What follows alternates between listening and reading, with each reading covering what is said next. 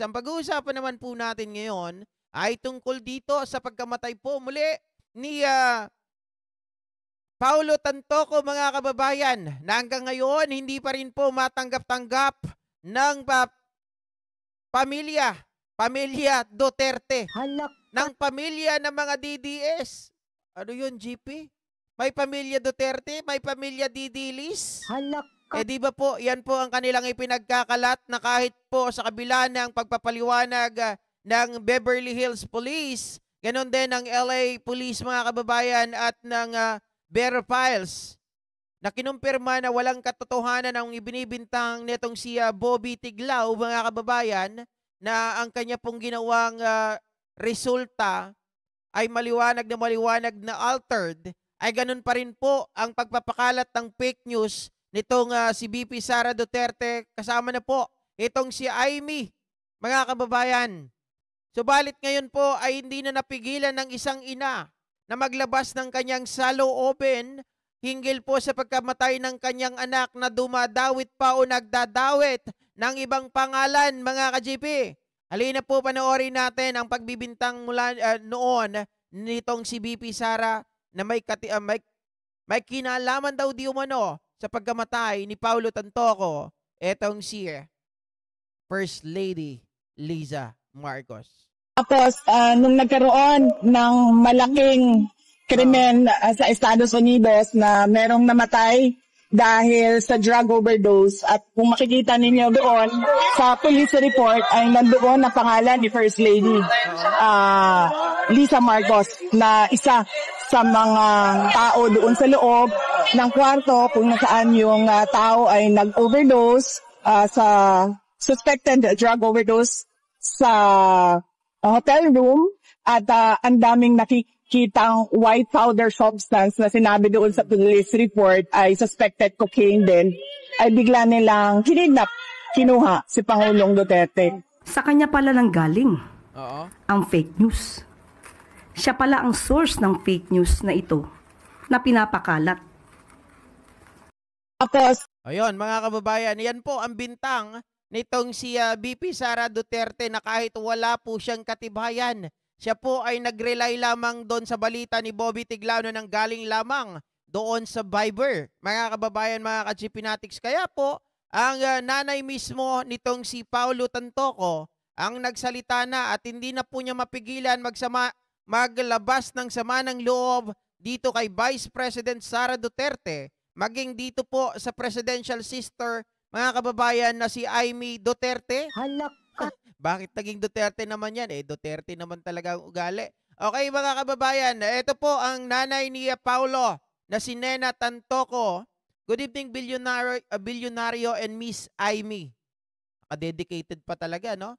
I am Nena Vargas Tantoco, mother of the deceased, Paulo B. Tantoco. Our son died last March 9, Manila time, in LA, California, in the presence of his wife, Gina, who is the social secretary of the First Lady, Miss Liza Marcos. He died in the hotel room where he and his wife was staying. Mga kababayan, taliwas sa sinasabi ni BP Sara Duterte na magkasama daw sa kwarto, mga kababayan, etong si Ethel Liza at itong si Paulo Tantoco. Biruin nyo, isipin mo pa lang, may delikadesang tao, First Lady, mga kababayan, magsasama sila sa kwarto ng isang lalaki. My God, Diba? I hate drugs. Sabi pa dito, he joined his wife in the trip to be with her. The First Lady was not involved in any way with our son's death. The partial autopsy report is open for you to see. Mga kababayan, sampal sa pagmumuka ito. Roger Mabait, salamat ha. Sampal sa pagmumuka ito, mga kababayan. Biruin nyo, sabihin, the partial autopsy report is open for you to see. Nowhere did it say our son died of overdose. Na hindi nga daw sinabi, mga kababayan, na ito ay namatay sa overdose. Naku po naman. halak It had cocaine effect, accident, and heart disease. It is hard enough to lose a loved one, especially a son who, as far as we know, did a lot of good, loves the poor, always caring and loving to his parents and his wife and children, was kind and compassionate and hardworking. It saddens me to see the news that reports to malign also the name of my husband's family business called Rustans. Mga kababayan, dapat siguro kasuhan nyo na talaga yung mga nagpakalat nito sa pangunguna po nitong si Bobby Tiglao, mga kababayan. Isama nyo na rin si Amy dahil napaka-malicious ng kanilang statement. Maging itong si Sara Duterte, mga kababayan. 'Di ba? Sila po yung nagpapakalat yan, sa totoo lang. Paano pa yung mga, syempre yung mga tumatangkilik sa Rustans, 'di ba? Sasabihin nila, magiging yung rumor, 'di ba, masisira yung kanilang credibility. Masisira pati yung kanilang negosyo. Sabi pa rito, it is so visible to make news that is exciting and juicy to read. To be politicized smooth to create more conflict in the warring factions of our government leaders. It saddens me that our son Pawi is being used to aggravate this conflict. He did have cocaine in his body, as the autopsy says, but it was not an overdose. The complete autopsy report will come and it will publicly known. Yes, our son used cocaine and did not come from the First Lady, nor was she involved. It's unfortunate, and that is happened to our son. We love him very much for all the goodness he has done. To magnify this story with the half-truths is not who I am as person. I do accept that report. Nowhere did it say he died of overdose. It made me shed tears, not just for myself, but also for wife and his children. Ano ito? You are hurting so much. I pray that you will be enlightened and spread life-giving news instead of dividing. God bless us all. Peace, love, light. Mga kababayan. Yan po yung mensahe po nitong si Nena Tantoco na ina po nitong si Paulo. Mga kababayan, inaamin daw po niya na may substance ng cocaine sa katawan ni Paulo. Pero hindi daw po sinabi doon that he was died because of the overdose.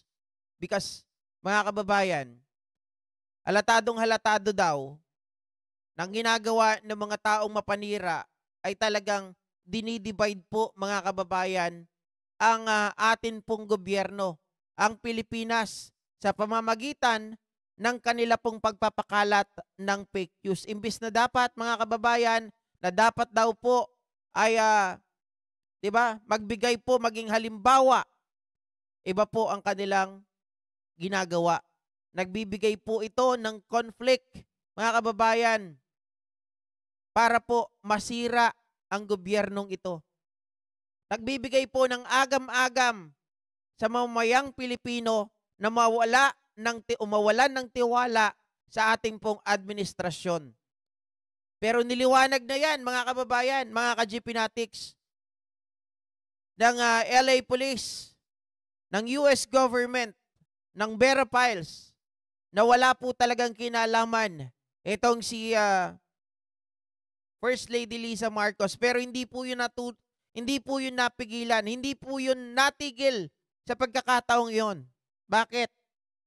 Dahil patuloy pong nabubulagan, patuloy po, mga kababayan, na nasisira nila ang ulo ng mga kababayan natin sa pagpapakalat ng fake news. At ito naman ay pinaniniwalaan ng mga sarado ang utak ng mga panatiko.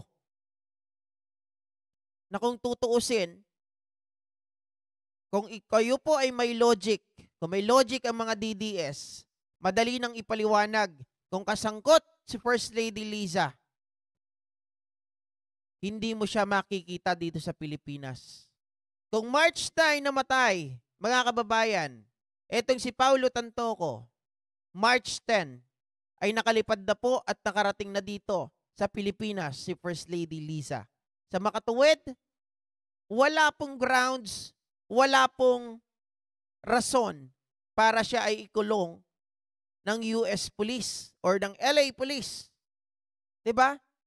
Kasi kung mayroon, mga kababayan, magtatagal siya doon sa OPLO or doon sa kulungan at ito ay patuloy na iimbestigahan. Ginagamit lang ng ibang kababayan natin ang pagkamatay ni Tantoco sa first family. At ang binabanggit nga dito, mga kababayan, actually, ito daw, yung pagkamatay nitong si Paulo Tantoco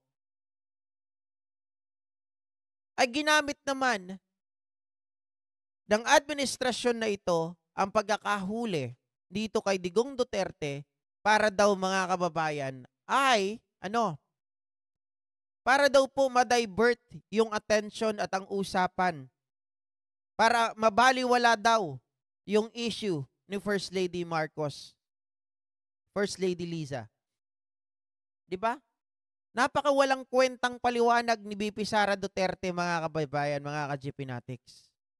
Kasi March 9, namatay si Paulo Tantoco.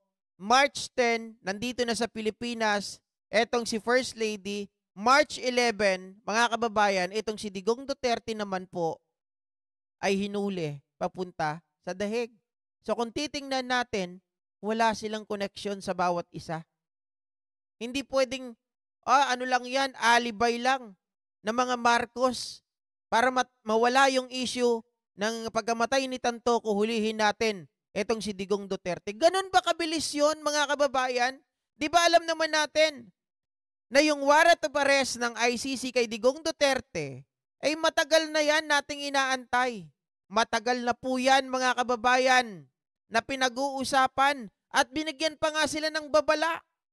Di ba, even etong si Senator Bato at yung ibang mga senador at kaalyado ni Digong Duterte ay nabigyan na po sila ng, kumbaga, binigyan na sila ng babala. Pero hindi po nila ito pinakinggan. Pero yung iba, nakinig. Kaya nga hindi sumama dun sa Hong Kong. Tapos sasabihin ni Sara, alibay lang, kalokohan. Halak ka.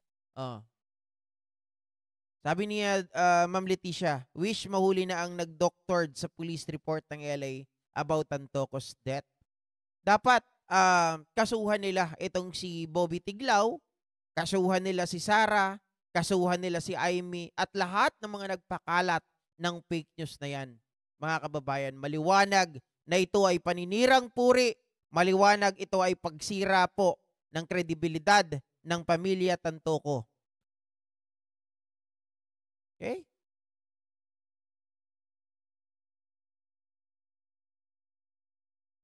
Ito naman ang pag-usapan natin, mga kababayan, mga ka-JP Natics.